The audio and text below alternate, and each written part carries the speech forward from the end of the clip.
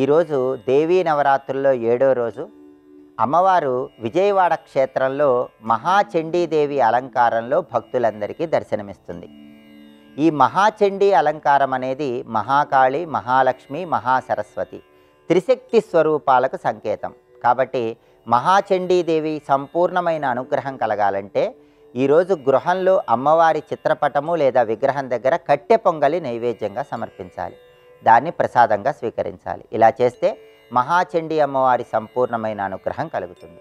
ఈరోజు విజయవాడ క్షేత్రంలో మహాచండీ అలంకారంలో అమ్మవారి దర్శనమిస్తుంది కాబట్టి అమ్మవారికి సంబంధించినటువంటి చండీ హోమం ఈరోజు అమ్మవారి ఆలయ ప్రాంగణంలో నిర్వహించుకుంటే విశేషమైన శుభ ఫలితాలను సిద్ధింపజేసుకోవచ్చు.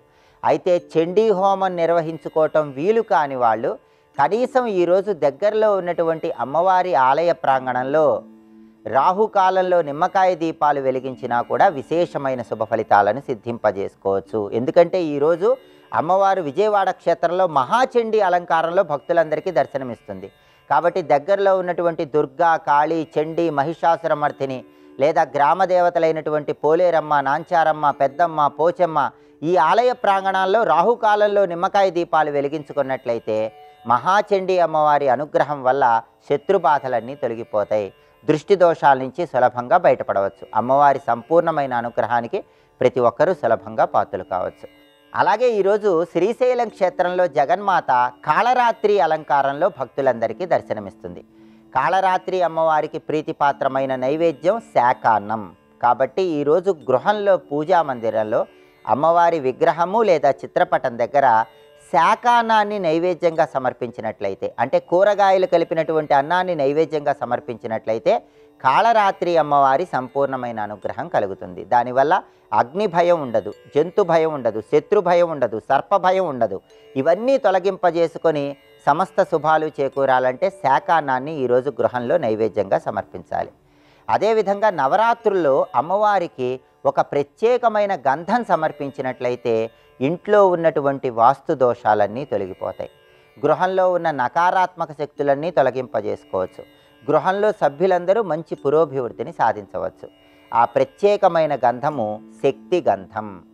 ఈ శక్తి గంధం అనేది 8 రకాలైనటువంటి పదార్థాలతో తయారు చేస్తారు. పచ్చకర్పూరం, శ్రీగంధం, కచోరి, చందనం, కుంకుమ పువ్వు, శిరసాల, జటామాంసి, గోరోజనం. ఈ 8 పదార్థాలను కలిపి శక్తి గంధం అనే గంధాన్ని తయారు చేస్తారు. దేవీ నవరాత్రుల్లో అమ్మవారికి సమర్పించే శక్తి గంధం అద్భుతమైన శుభ ఫలితాలను కలిగిస్తుంది. మీ గృహంలో ఉన్న సమస్త దోషాలను తొలగింపజేస్తుంది. కాబట్టి అమ్మవారి ఆలయానికి వెళ్ళి అమ్మవారికి శక్తి గంధం సమర్పించటం, లేదా గృహంలో అయినా అమ్మవారి చిత్రపటం లేదా విగ్రహానికి శక్తి గంధం సమర్పిస్తే విశేషమైన శుభ ఫలితాలు చేకూరతాయి. శక్తి గంధం అందుబాటులో లేని వాళ్ళు ఈ 8 ద్రవ్యాలను అమ్మవారికి ఆలయంలో సమర్పించినా కూడా శక్తి గంధం అమ్మవారికి సమర్పించిన విశేషమైన ప్రయోజనాలు చేకూరతాయి. అలాగే దేవీ నవరాత్రుల్లో పచ్చకర్పూరానికి విశేషమైన ప్రాధాన్యత చెప్పడం జరిగింది. పచ్చకర్పూరం అంటే విష్ణుమూర్తికి ప్రీతిపాత్రం, లక్ష్మీదేవికి ప్రీతిపాత్రం. అలాగే అమ్మవారికి కూడా పచ్చకర్పూరం అంటే ఎంతో ప్రీతిపాత్రం.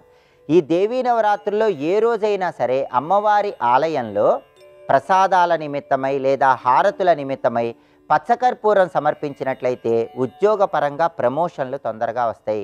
రాజకీయాల్లో మంచి మంచి పదవులు లభిస్తాయి. సమాజంలో ఉన్నత స్థాయి, గౌరవం, గుర్తింపు లభిస్తాయి. అంతటి శక్తి ఈ పచ్చకర్పూరానికి ఉంటుంది. కాబట్టి దేవీ నవరాత్రుల్లో అమ్మవారి ఆలయంలో పచ్చకర్పూరం సమర్పించండి, శక్తిగంధం సమర్పించండి. అమ్మవారి సంపూర్ణమైన అనుగ్రహానికి ప్రతి ఒక్కరూ సులభంగా పాత్రలు కండి.